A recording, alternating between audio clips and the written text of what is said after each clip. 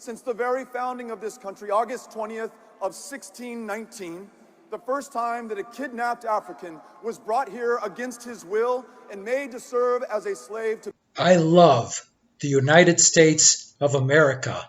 And when I see somebody running for president go to other countries and put down the U.S., that on U.S. soil puts down the USA, that infuriates me. That really pisses me off. That makes me wanna... But I have committed to a life of truth. It doesn't matter what my emotions are. It doesn't matter what I feel emotionally. What is the truth? And the truth is, Beto O'Rourke isn't spreading knowledge. He is spreading ignorance. He's going around saying our country, the United States of America, actually didn't begin in 1776, but began in 1619 with the first African slaves on the shores of Virginia. Now, this is just so painfully stupid and ignorant. He's positioning this like we invented slavery. Slavery started in Virginia in 1619.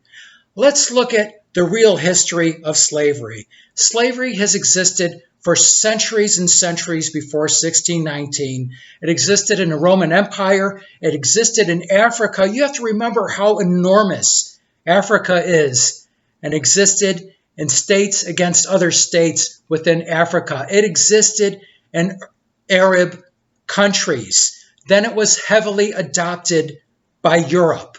Through Spain, slavery came to South America. Through Cuba, through the northern shores of South America, through the Caribbeans, through the land we now know as Mexico, over 100 years before 1619.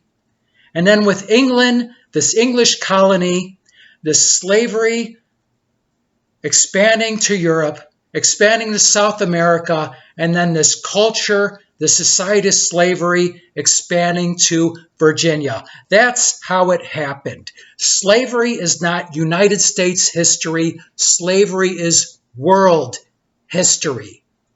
And this is not to diminish how horrible this practice was. This is about the truth. The United States of America did not begin in 1619. It began in 1776 with the Declaration of Independence.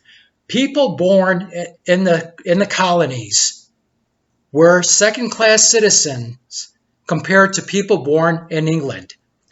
If there were trials, if there were legal matters between people born in the colonies and people born in England, chances are it was going to be settled in England. Policies were being dictated by the King of England, and this is what caused this revolt.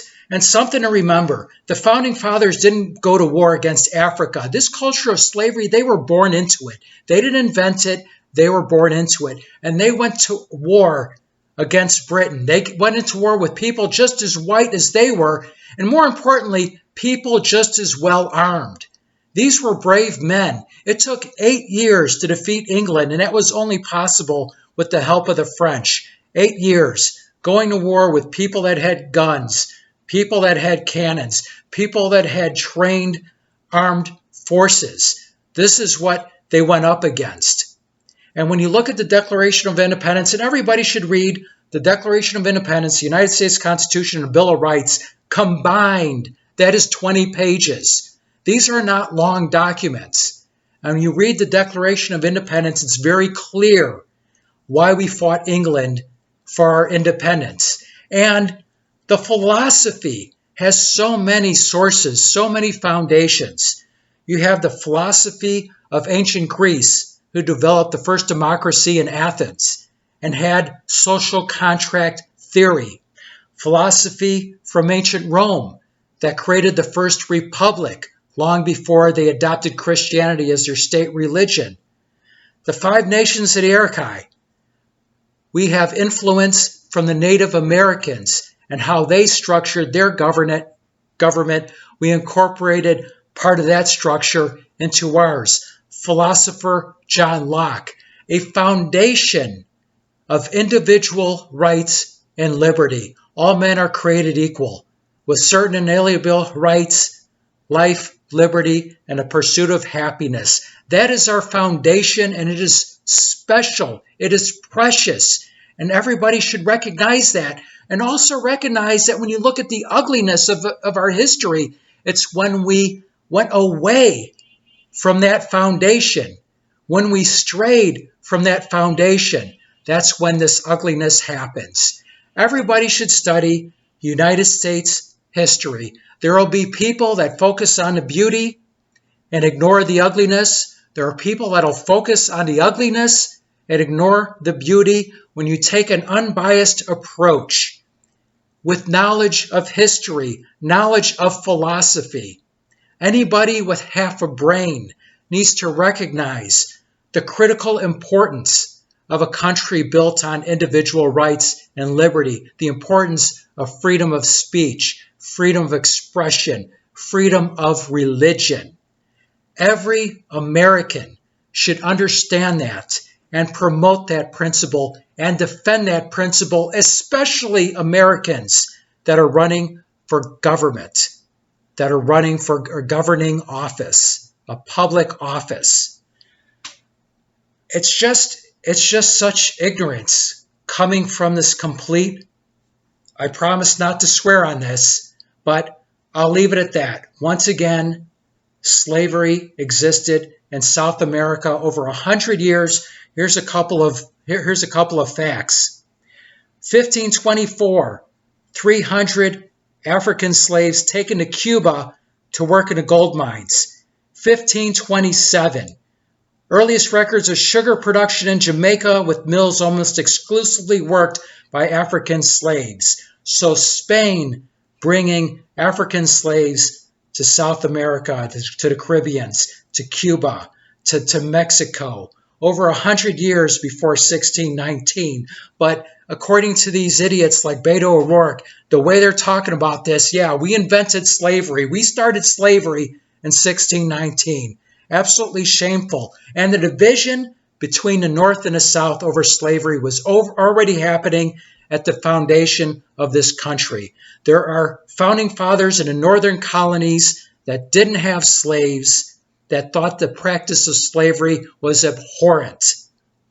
And a couple of other misconceptions: not all white people had slaves. Most white people didn't. And in fact, a lot of white people had to compete with slave labor. And another misconception I wanted to address: some people are considering slave labor to be free.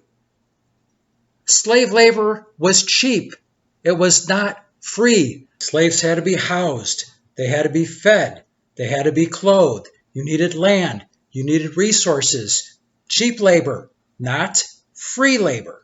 When you look at George Washington, who was a slave owner, when you look at his biographies, he talks about slaves, taking care of slaves that were sick, that couldn't work, slaves that were elderly, that couldn't work. Remember, this is a time where the lifespan was 40 years old.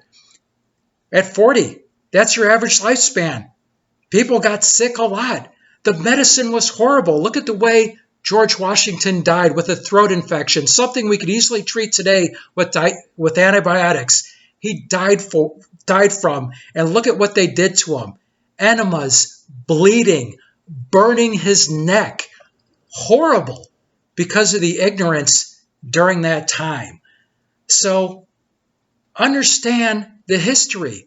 Recognize the history. Recognize the beauty. Recognize the ugliness. But don't distort it. And spread knowledge.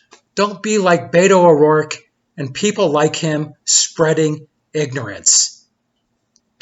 That's all I got to say about that. This is Jim Wall. Thanks for watching. Until next time.